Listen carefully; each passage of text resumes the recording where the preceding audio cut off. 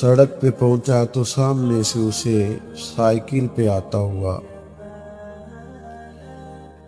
ایک school teacher نظر آیا۔ اس نے فٹافٹ گاڑی کو روکا، ہاتھ دیا اور کہا، استاد جی پہچانے؟ میں پرائمری میں آپ کے پاس پڑھتا تھا۔ استاد میٹرک پی ٹی سی ہے، شاگرد اب پی ایچ ڈی ہے۔ استاد سائیکل پہ ہے، شاگرد بڑی مہنگی گاڑی میں ہے۔ استاد کم وسائل رکھتا ہے، شاگرد بڑا امیر ہے، لیکن نیچے اترا، اپنے استاد صاحب کا ادب کیا۔ یا دوسرا یوں سمجھ لیجئے کہ شیخ الحدیث ہو گیا ہے، شیخ القرآن ہے، مفتی ہے، لیکن اچانک اس نے دیکھا کہ وہ استاد نظر آیا جسے اس نے ناظرہ پڑھا تھا، الف با تا سا پڑھا تھا۔ تو نیچے اتر گیا گاڑی سے اور اس نے کہا، استاد جی مجھے پہچانا؟ میں وہی ہوں جس نے پرائمری آپ سے پڑھی تھی۔ تو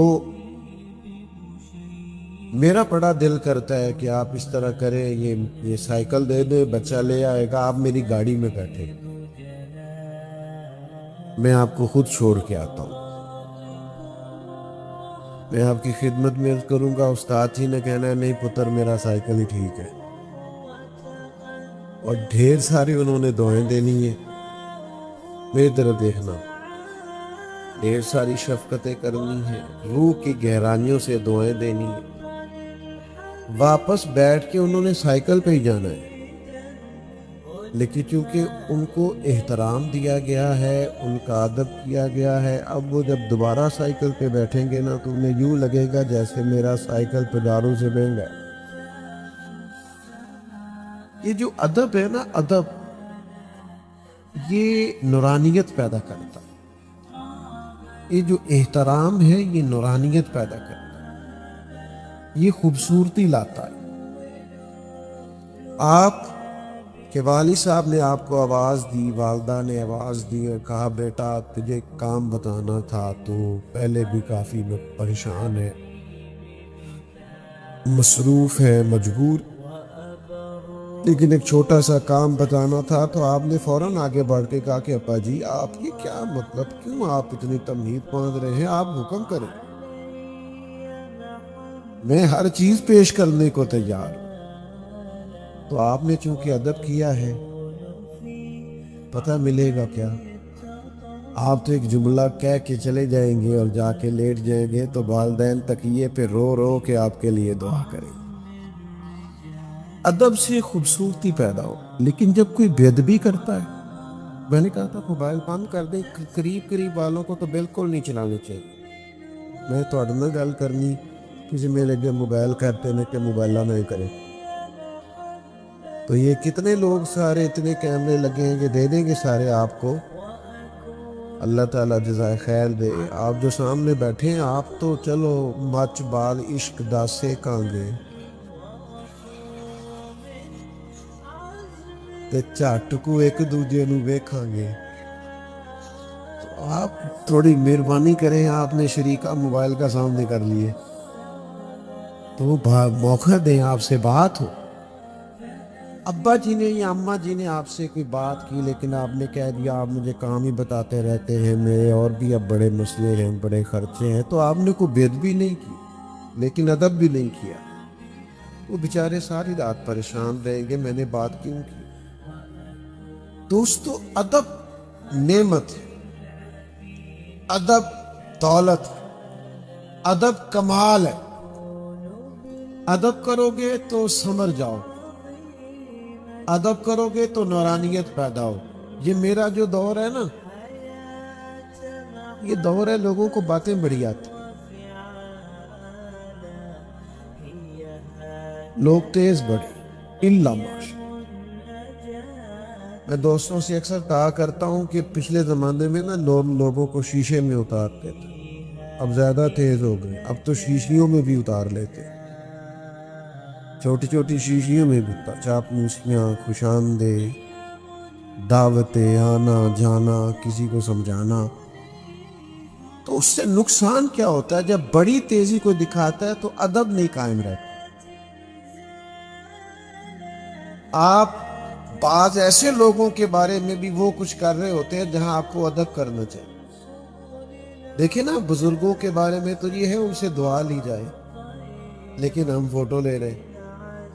وہ ادب کہاں گیا؟ وہ احترام کہاں گیا؟ جس کو لوگ نیک جانتے تھے اس کے بارے میں لوگ بات سمجھنا زیادہ ضروری جانتے تھے۔ تعظیم زندگی میں کریں۔ نبی پاک علیہ السلام کا فرمان بخاری میں موجود ہے، حضور فرماتے ہیں جس نے 3 لوگوں کی عزت کی نا، وہ سمجھے میں نے اپنے رب کا احترام کیا۔ ایک جس نے قرآن مجید کے عالم کی عزت کی، ایک جس نے عدل کرنے والے بادشاہ کی عزت کی، اور تیسرا فرمایا جس نے سفید داڑھی والے مومن کی عزت کی۔ ادب کرے، احترام کرے، لہجہ بات کرنا، مخاطب کرنا، کسی شخص کے ساتھ کلام کرنا، کسی کو کوئی بات سنانا۔ میں اور آپ میں سے اگر کوئی آ کے کہے کہ فلانے کو آج میں نے پھر نہ جناب وہ ایسا باتوں میں الجھایا، چکر دیا، چلاکی دکھائی، مان گیا، میں نے منوا لیا اسے، تو یہ آپ کا کمال تھوڑی ہے، یہ تو اس کا کمال ہے، بیچارہ بھولا ہے، شریف آدمی ہے۔ آپ اس کو تیزی نہ سمجھیں، آپ ادب کے دائرے سے باہر ہوئے، آپ نے غلط کام کیا، کہنے والے تو کہہ ہی دیتے ہیں، سننے والے کمال کرتے۔ اللہ تعالیٰ نے قرآن مجید میں ارشاد فرمایا، یا ایھا الذین آمنوا لا ترفعوا اصواتکم فوق صوت النبی۔ اے ایمان والو، تم نے اپنی آواز میرے نبی کریم کی آواز سے اونچی نہیں کرنی۔ ویسے آواز کا والیوم ہوتا ہے، موبائل پہ آپ آواز اونچی نیچی کریں تو والیوم میں 1 2 3 ہوتا ہے نا، تو بندے کی آواز کا تو والیوم ہی نہیں، آپ کو کیسے پتہ چلے گا کتنی رکھنی ہے؟ لیکن یہ دیکھیں، اللہ نے کہا تم دیکھ لو محبوب کہاں تک بولتے ہیں، اس سے اونچی آواز نہیں ہونی چاہیے۔ یعنی تم نے یہ رویہ رکھنا۔ ایک صحابی تھے حضرت ثابت بن قیس بن شماس انصاری رضی اللہ تعالیٰ، انہیں شکل سماعت کا عارضہ تھا، یعنی تھوڑا اونچا سنتے تھے۔ جو لوگ اونچا سنتے ہیں بولتے بھی اونچا، وہ سمجھتے ہیں سارے ہی بولے گا۔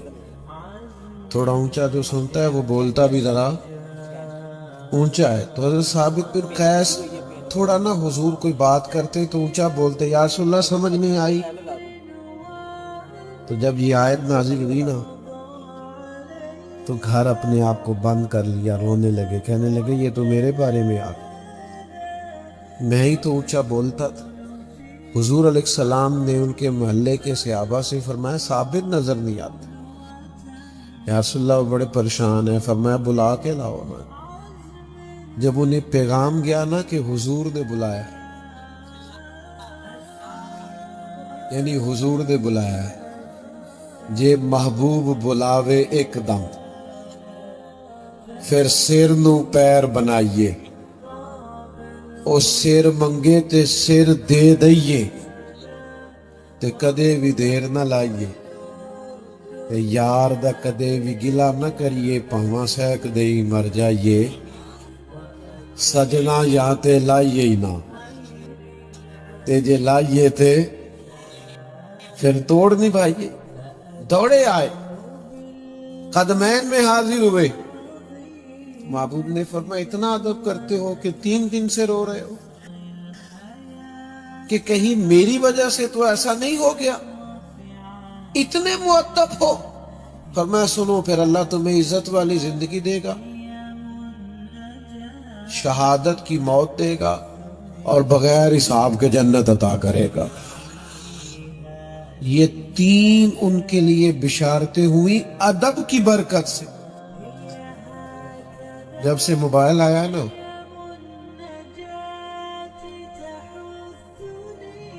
اختلاف کا ادب بھی ختم ہو، رائے دینے کا ادب بھی ختم ہو۔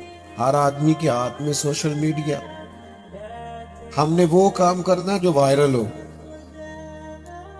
ہر وہ حرکت کرنی ہے جو جس طرح کی مرضی ہو، لیکن آپ یقین کریں جھوٹ بولتے، جھوٹ اوپر جھوٹ لکھا ہوتا ہے تھمبنیل پہ، وہ ہوتی نہیں اندر بات۔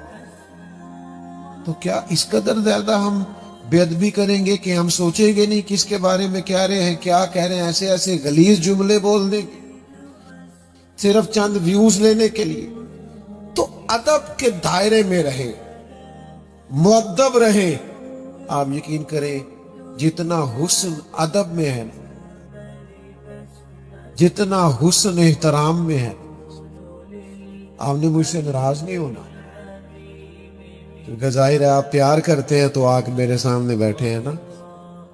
ہماری محفلوں میں نا، اہل سنت کی محفلوں میں لوگ نکے سر نہیں آئے کرتے، صحیح کہا، ہم لوگ باوضو ہوتے تھے، ہم حضور کی محفل میں جاتے تھے تو ہمارے لہجے ہی کچھ اور ہوتے تھے، ہم نا آہستہ آہستہ وہ سارا روایتی پن ہمارے اندر آ گیا ہے جو کبھی غیروں میں ہوا کرتا تھا، بہت زیادہ ادب سے۔ اور پھر آپ مسجد میں بیٹھے، دیکھیں میں ابھی آیا ہوں، آپ نے بہت زیادہ دوڑ دھوپ کی، نہیں مل سکتا میں سب سے کھڑا رہ کے، ظاہر ہے کہ میں ملنے لگوں گا تو محفل کا نظم خراب ہوگا، اور جاتی دفعہ بھی اگر میں سب سے ملنے لگوں تو محفل تو چلنی ہے آگے، تو یہ کیسے ممکن ہے کہ ملاقات ہو؟ ظاہر ہے کسی نے آنا ہے کسی نے جانا ہے۔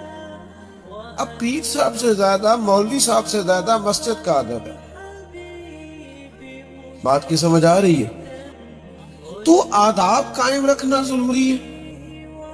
اور پھر ادب یہ ہے کہ جو کہا جائے نا اس پر عمل کیا جائے، یہ خوبصورتی ہوتی ہے، اور باتوں کو اشارتاً بھی سمجھا جائے کہ نہ۔ صحابہ نے پتہ ہے حضور کا ادب کیسے کیا ہے؟ انہوں نے کنایتاً بھی سمجھا ہے، اشارتاً بھی سمجھا ہے، رضا کو بھی سمجھا، محبوب کیا چاہتے۔ بڑے واضح حکم بھی ہمیں ملتے ہیں تو ہم اس میں بھی گنجائشیں ڈھونڈ رہے ہوتے۔ سب کو پتہ ہے نا نماز فرض ہے، جلدی جلدی بتاؤ، تو بہانا کس بات پہ ہے؟ کہانی کیوں سناتے ہیں؟ انہوں ٹائم نہیں ملتا تو دعا کرو تو بس میں شروع کرنی ہے تو کیا بات ہے؟ اس کا کیا مطلب؟ واضح حکم ہے کہ فرض ہے،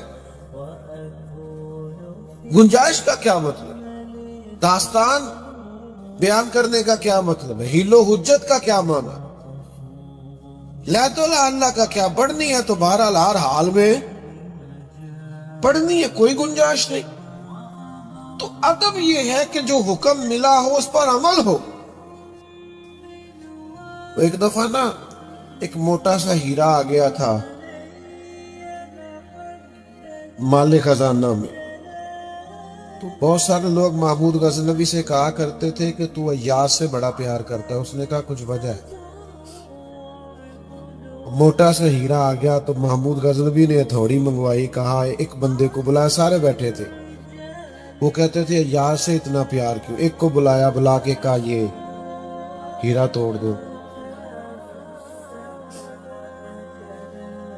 تو کہنے لگا بادشاہ اتنا قیمتی ہیرا ہے توڑوا کے کیا ملے،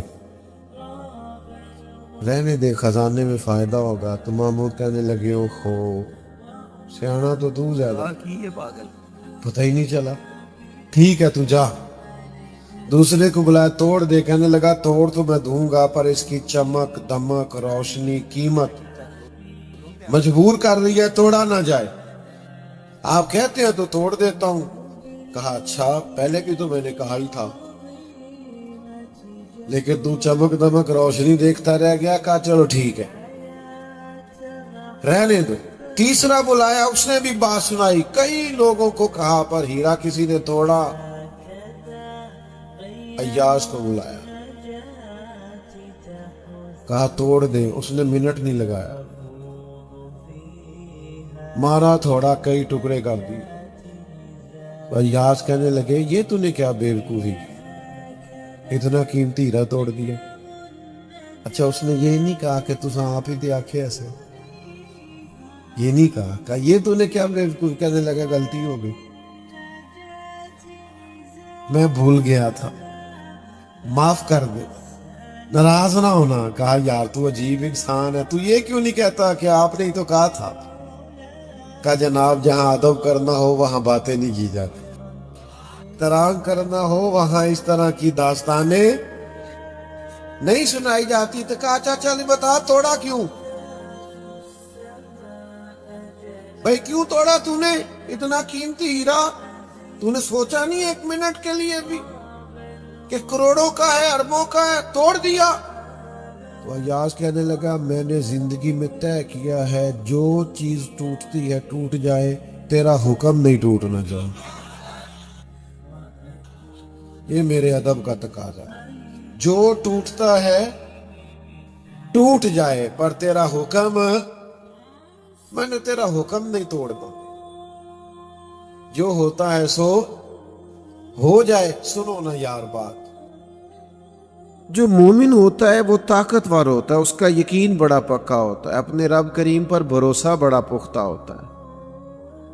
اللہ کے بندوں کی شان یہ تھی کہ ان کے یقین بڑے پکے تھے،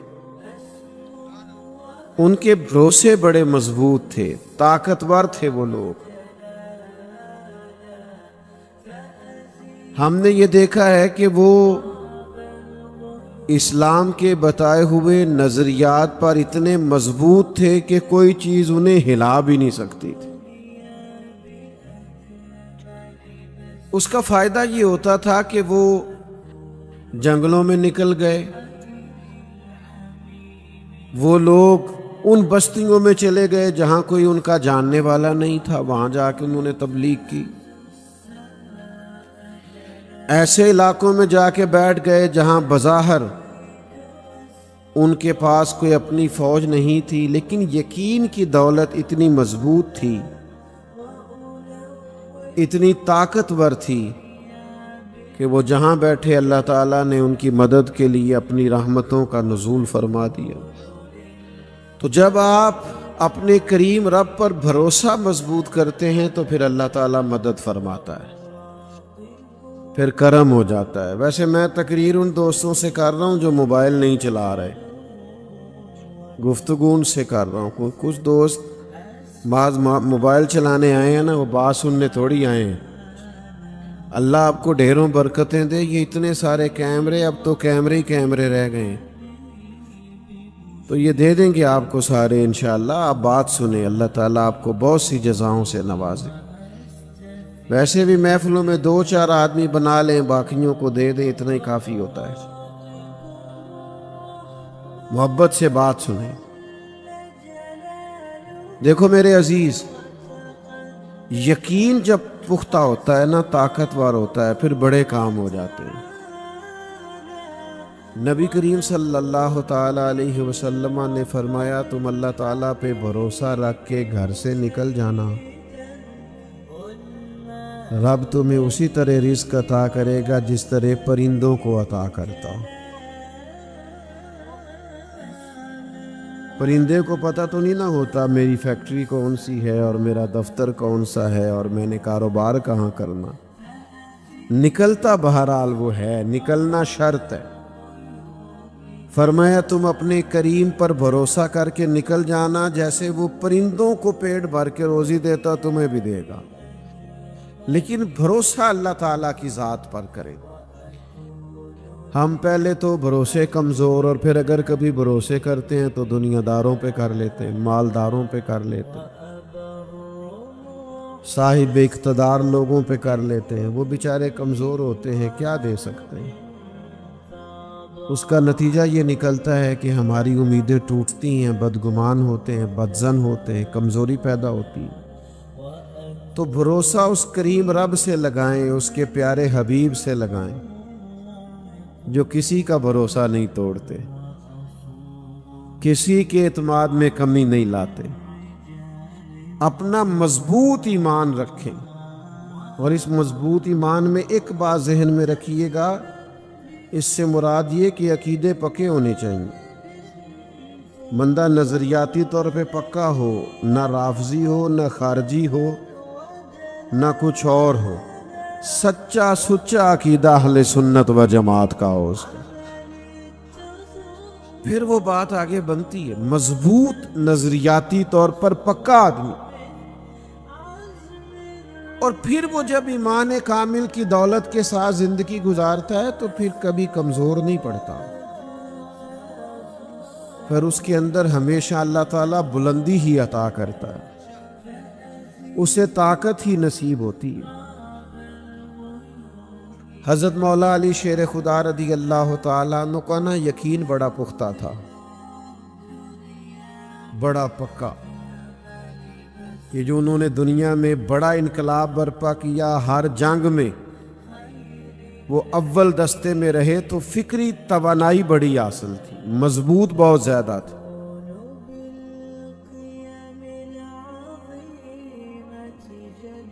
ایک دفعہ بڑے علیل ہو گئے حضرت شیر خدا، حضرت مولا مرتضیٰ رضی اللہ تعالیٰ عنہ شدید علیل ہو گئے، اتنے علیل ہوئے کہ کھڑے ہوتے تھے تو بظاہر ٹانگوں پہ راشا تاری تھی۔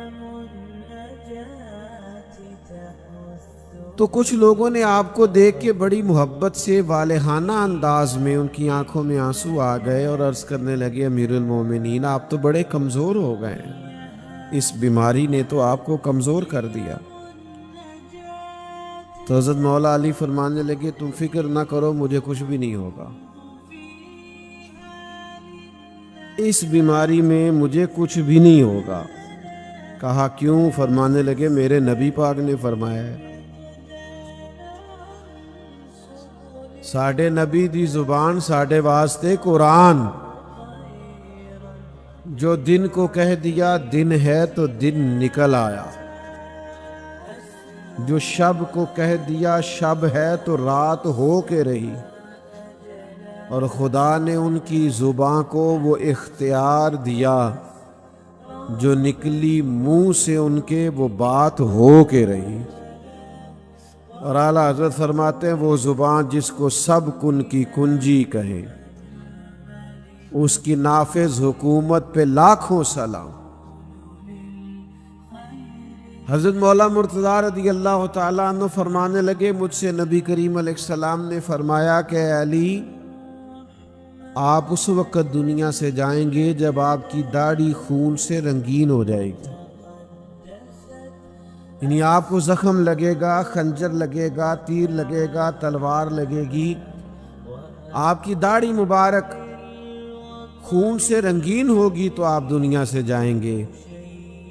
حضرت علی فرمانے لگے، چونکہ حضور نے فرمایا ہے لہذا بیماری سے کچھ نہیں ہوگا، مجھے زخم لگے گا پھر میں دنیا سے جاؤں گا۔ تو جب یقین آپ کا مضبوط ہے، جب آپ کا توکل مضبوط ہے، اپنے کریم رب کی ذات پر بھروسہ مضبوط، پھر آپ میدان میں کوئی کارنامہ سر انجام دے لیں گے، پھر آپ کوئی تبلیغ دین بھی کر لیں گے، کوئی خدمت بھی کر لیں گے، کوئی آگے بھی بڑھ جائیں گے۔ لیکن اگر آپ کا عقیدہ ہی ہر وقت کمزور رہتا ہے اور فکری طور پر آپ بڑی آزمائش کا شکار رہتے ہیں تو بات کیسے آگے بڑھے؟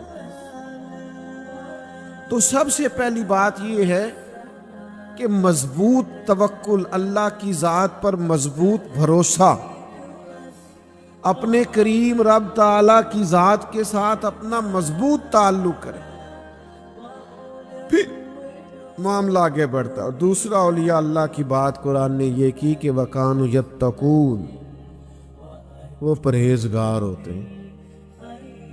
اللہ کے بندے، موبائل والے بھائی میری طرف دیکھیے گا، تو کیا ہوتے ہیں اللہ کے بندے؟ نماز پڑھنے والا نمازی ہے، حج کرنے والا حاجی ہے، سخاوت کرنے والا، گناہ سے بچنے والا پرہیزگار ہے۔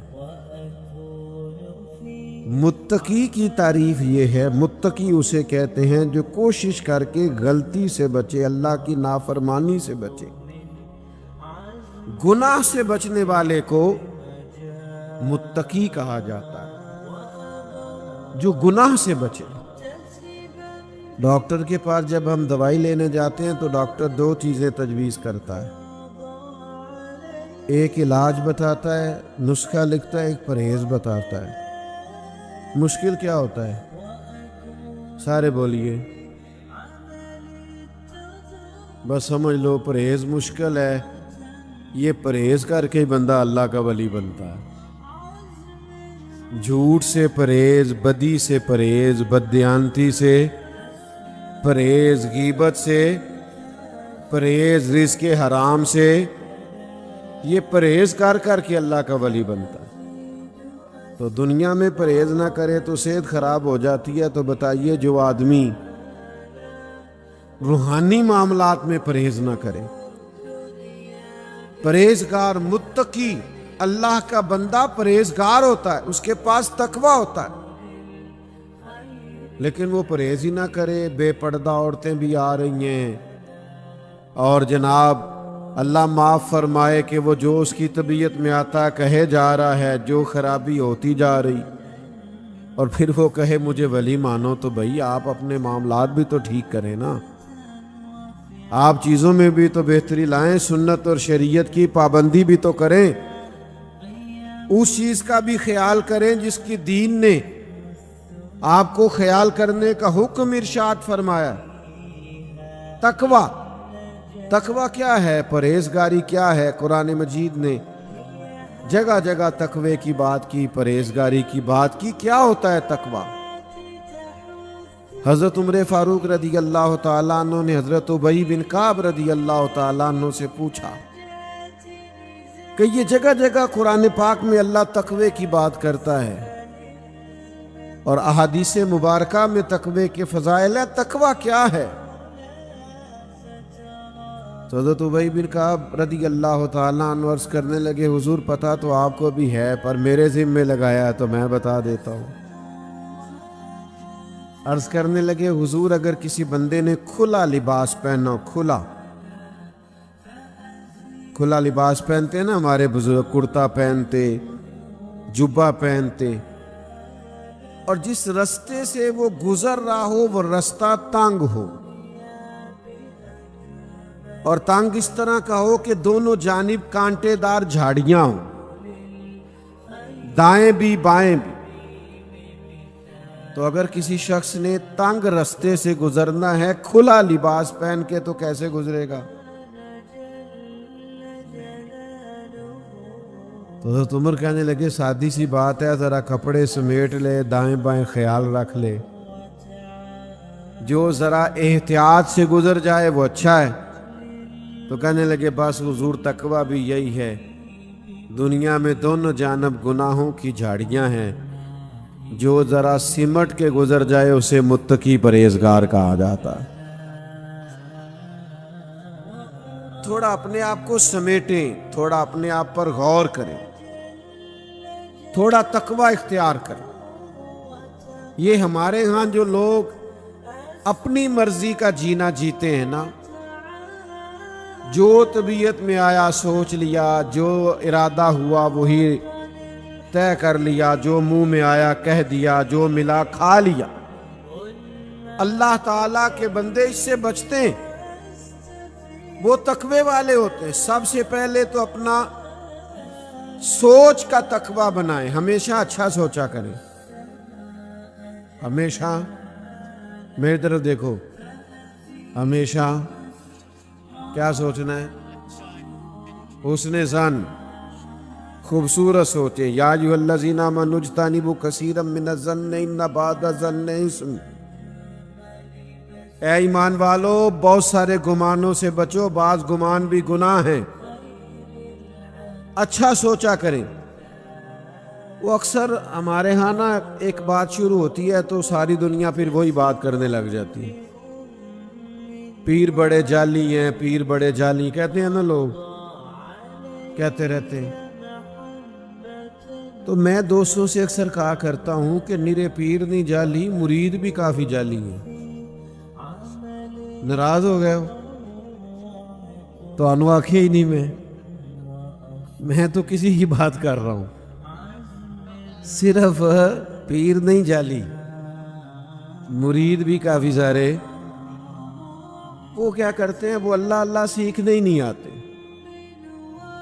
उनके आने का मकसद ही कुछ और है। वो तो कहते हैं दो ऐसा तावीज़ पैसे ख़त्म ही ना हो, दो ऐसा तावीज़ जिससे मैं जिधर जाऊं इनकलाब ही आ जाए। तो भाई सुल्तान बाहू रहमतुल्लाह अलैह कितने साल पहले दर्द से कहने लगे, दर्द से। हजरत सुल्तान साहब की बात सुनो तो रोना आता है। हालांकि उन्होंने बड़े लोगों को अल्लाह वाला बनाया, पर फिर भी कहने लगे रब दा तालब कोई नहीं मिले आज, ये जो मिले है तालब जरदाहू। ये तो दुनियादारी के तालब। अल्लाह वाले तकवा सिखाते, अच्छा सोचो, अच्छा गुमान करो, अच्छी राय रखो। आपका गुमान ही अच्छा नहीं तो मिलेगा क्या? सोच तो अच्छी पैदा करो। सारा बगदाद अदर बिशराफी की इज्जत करता था, सारा बगदाद। लेकिन बगदाद का एक ताजर था, वो कहता था मुझे नहीं अच्छे लगते अदर बिशराफी। भाई आपको क्यों नहीं अच्छे लगते? कहता जुमे वाले दिन निरे फर्ज पढ़ते हैं, सुन्नतें और नफल नहीं पढ़ते, निकल जाते हैं। हालांकि मस्जिद में कौन सी नमाज पढ़नी जरूरी है, सुन्नतें क्यों घर जाके पढ़ ले, कोई हर्ज नहीं। कहता जी मैं इसलिए नहीं मानता कि ये महज फर्ज पढ़ के चले जाते। एक दिन उसने सोचा कि मैं पीछा तो करूं, पता तो करूं हजरत बिशराफी का। तो जुमे की नमाज हजरत बिशराफी रहमतुल्लाह अलैह के साथ उसने पढ़ी। तो नमाज पढ़ के ना तो हजरत निकले मस्जिद शरीफ से जल्दी जल्दी फर्ज पढ़ के, तो वो भी निकल गया, जासूसी करने लगा, हालांकि मना है। वो शेख मस्जिद से निकले तो वो भी निकला। आपने ना एक दुकान से जाके नान खरीदे, कहने लगा ओहो मौलवी साहब को भूख ने सताया था, इसलिए सुन्नतें और नफल लेट कर दी। फिर हजरत आगे बढ़े और एक दुकान से कबाब लिए, कहने लगा उम्र देखो और जायके देखो। फिर हजरत एक जंगल की तरफ बढ़े जो आबादी जंगल वाली थी, कहने लगा अब ये सबसे छुप के कबाब खाएंगे, मेरी तरफ तवज्जो है आप हजरात की। लेकिन कुर्बान जाएं वहां मंजर क्या हुआ। हजरत एक कच्चे से मकान में गए,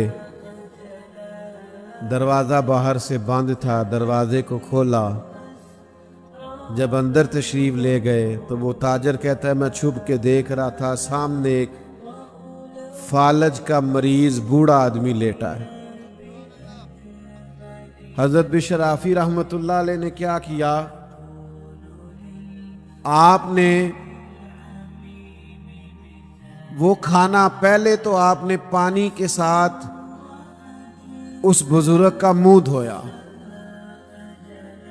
और फिर हर रोज 14 साल बीत गए।